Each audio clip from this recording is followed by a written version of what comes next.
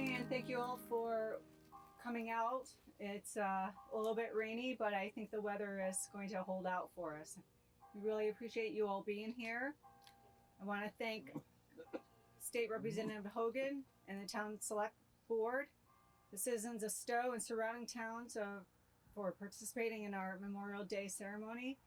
We're lucky enough today to be able to have the public come and join us. We appreciate that. Honoring these military heroes who paid the ultimate price in order to protect our freedom. My thanks to the scouting troops and volunteers that came out this weekend as well. It was a rainy weekend, but they helped place flags on all the graves. The graveyard looks absolutely beautiful.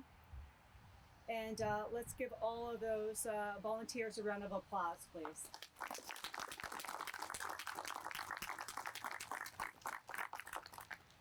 Myself, and along with the other Veterans Grave Committee members, Tom Zaborski and Patty Bolton, and all the other local vets with me here today, thank you for helping us honor our brothers and sisters in arms who sacrificed their lives through duty to this great country. Can we all please bow our heads now for the invocation? Thank you, Lord, for allowing us this special day to be able to come out and honor our fallen heroes who protect our freedom, protect us, protect our country. This last year has been difficult, and through it as a nation and through the world and the fight that we've had against COVID, that mankind has had against COVID, and for overcoming that and to be where we are today, to bring us together better as a human race and to celebrate the coming year and the achievements that we can all do together. Amen. Amen. I'd like to now introduce State Representative Hogan. Kate is a resident of Stowe and a key advocate for legislation that supports veterans and their families. With the support of people like Kate, legislation is improved for our veterans. Welcome, Kate.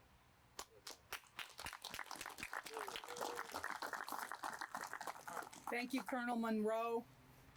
Thank you to members of the Stowe Cemetery Committee, the Stowe Fire Department and Color Guard, the Minuteman, the Boy Scouts, as well as elected officials and honored guests. And to all veterans here today, our Commonwealth and a grateful nation, thank you for your service and sacrifice. On this Memorial Day 2021, the country's sacred occasion for national remembrance, we stand here to bear witness for all who have been lost serving our nation over its 245 years.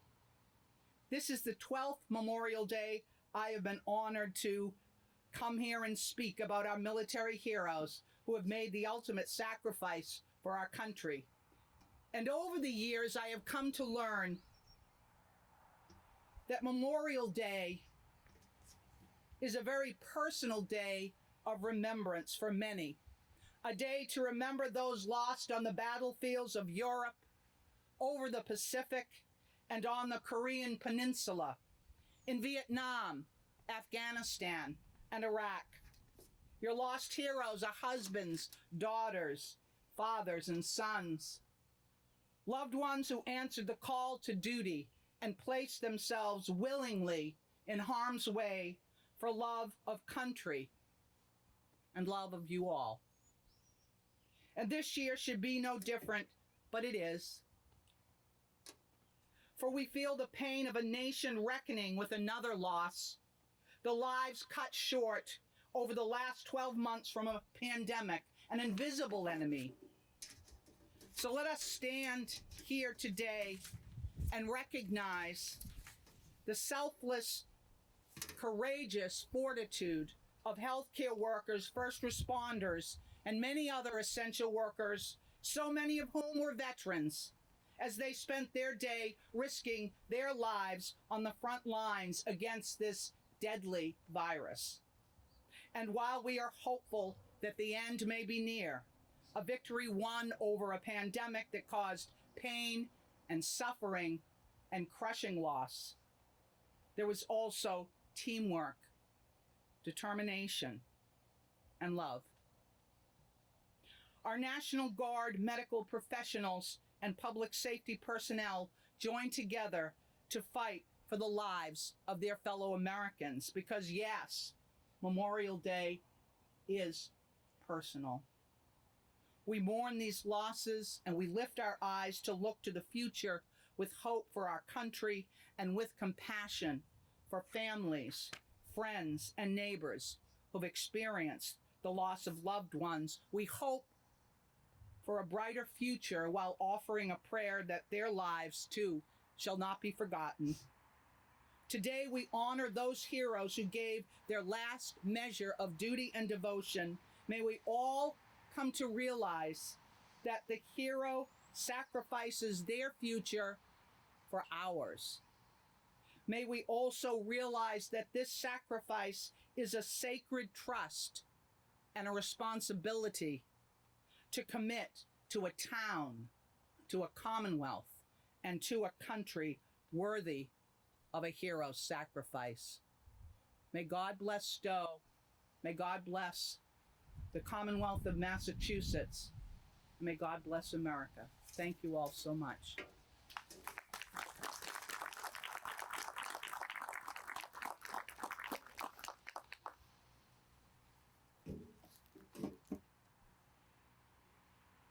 Thank you, Kate, for those inspiring words.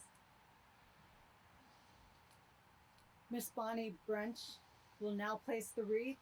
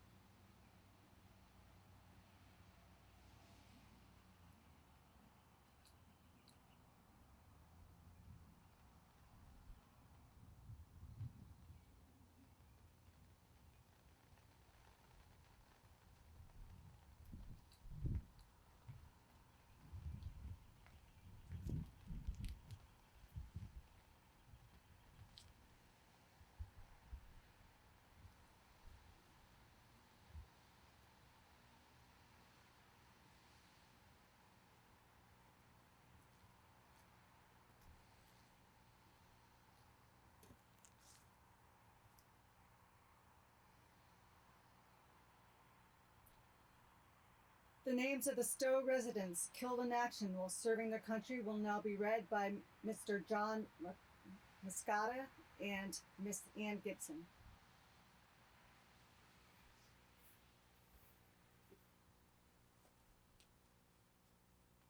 French and Indian War, 1755 to 1763. Ephraim Brown, Ebenezer Gates, Abel Ray, Isaac Taylor, Stephen Houghton. Revolutionary War, 1775 to 1783. John Gordon, Benjamin Gates, Daniel Gates, Ephraim Gates, Stephen Hale.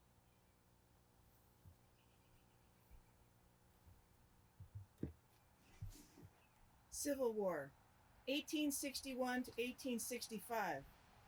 Amasa Arnold, Winfred H. Benham, John Brown, John Alpheus Brown, Frank Burns, Thomas Cunningham, Edward Andrew Davidson, William Henry Dunlap, Amos S. Eastman, Samuel Hampton, James Keene, Albert Mordo Kingsbury, Dr. Paul Kittredge, Cornelius Long, Daniel Artemus Lovering, Matthew Macaulay, Francis William Moore, Albion Nutting, George Whitmarsh Parks, Charles F. Perry, Luther Felton Reed, James Rye, Abraham Foster Rogers, George E. Simpson, Matthew Smith, Joseph Albert Swift, Owen Taylor, Albert Walcott, George Franklin Whitcomb, James Henry Whitcomb, Thomas Whitman, Henry Windsor Wilder, George Willis.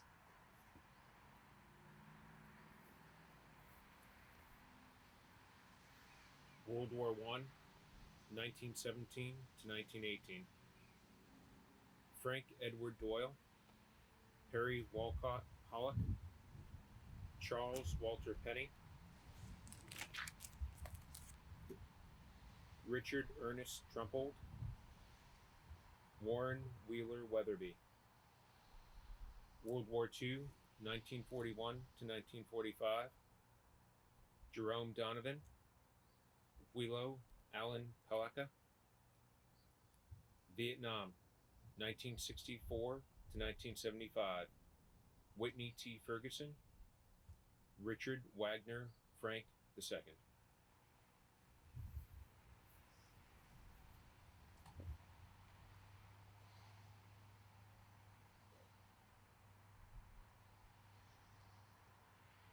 Present harps.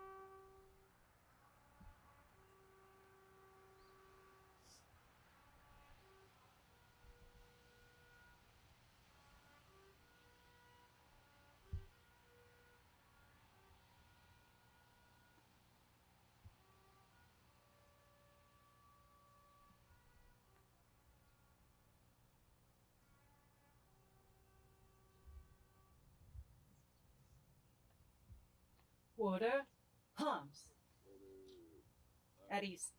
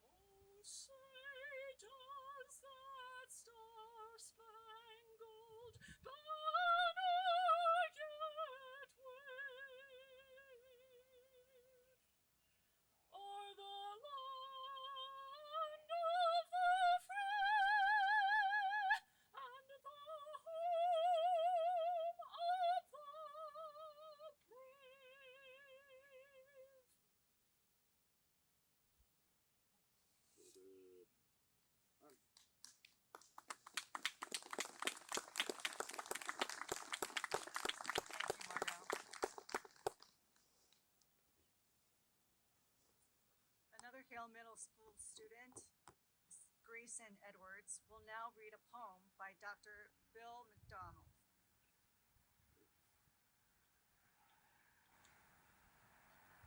In a land far, far away, a soldier rides patrol, knowing not what may unfold.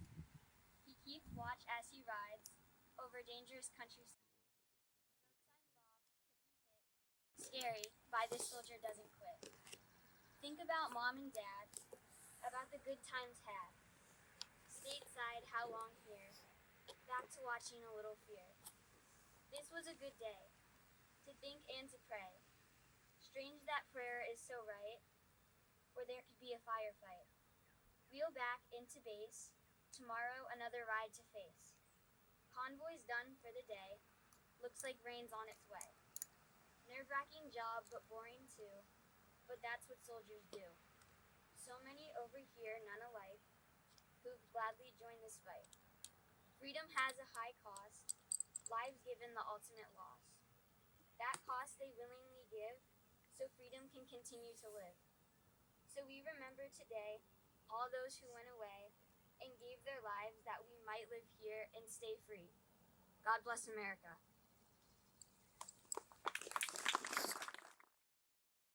You can display a flag in your home. You can volunteer for your town and your state, local governments. You can support in a number of ways. The greatest, of course, the single greatest example of patriotism is laying down one's life for their country. It takes a very special person to do that. The battlefield can be a scary place, as Grayson just read in the poem. Many warriors feel fear, and that's okay. That's completely understandable. But fear is not what drives someone towards a battle. Fear is not something that causes us to win wars. I believe patriotism is. We've seen what the lack of patriotism looks like when troops are only driven by fear and threats. One example of this was the Iraqi Regular Army and Republican Guard forces during Operation Iraqi Freedom. The Iraqi military displayed low motivation, weak morale throughout their ranks, and they lost their will to fight. I believe that the will to fight comes from a love for your country and belief in your leadership. Today, in particular, carries a special meaning for me. Not only is it a day to honor our fallen heroes, but on a personal note, it is my final day as an active member of the Air Force. Tomorrow, I will be a retired Air Force colonel. 32 years ago, I raised my right hand, took an oath of office, that I would support and defend the Constitution of the United States against all enemies, foreign and domestic. You may have heard this characterized as writing a blank check to Uncle Sam, with that check representing your life.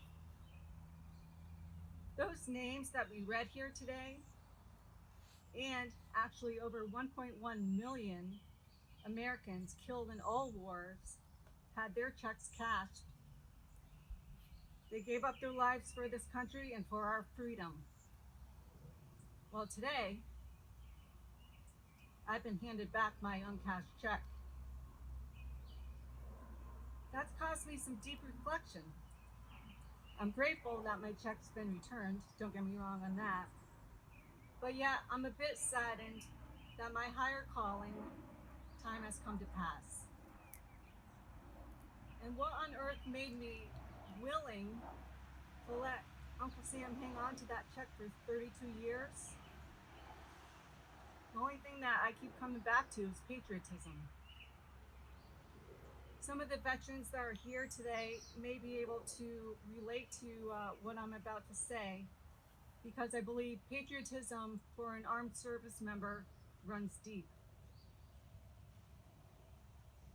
For me, it started when I was reciting the Pledge of Allegiance in school, and not just elementary school. I came from a town that had us support or recite the pledge every single morning all the way through my senior year. As I grew older and I said these words, it gave me time to reflect on their meaning and a deeper understanding. And I even credit that with stirring some emotion in me and causing me to join the military. Today, when I get a chance to recite the pledge, which isn't often enough, I feel a sense of duty to my country and community, a sense of responsibility to be a good citizen. The second symbol that highlights the depth of my patriotism is the American flag. Some have come to see the flag as simply a tool, one to use to show anger, frustration towards our country. They burn it, they tear it, they display it disrespectfully. I would say a fellow service member and veterans can't watch this act without a twinge of pain.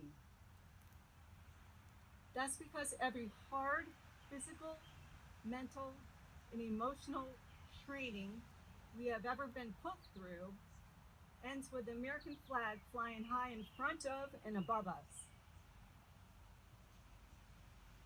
It's a reminder to us of the cause, why we're here. That's why we've written our blank checks. For those soldiers and heroes on the battlefield, seeing that flag through the smoke, the gunfire, the chaos,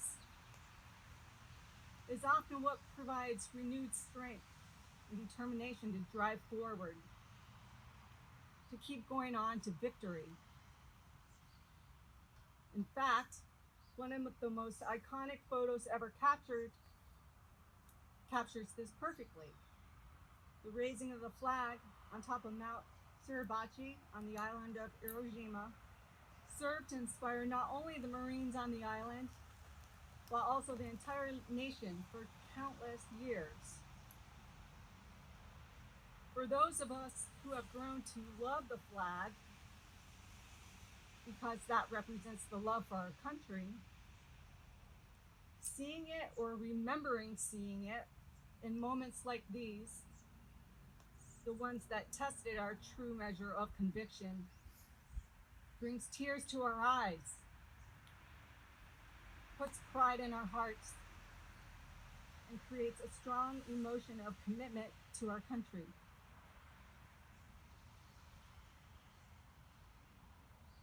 The final symbol for me that highlights my deep sense of patriotism is the National Anthem. And by the way, can we please give Miss Law another round of applause for that amazing rendition?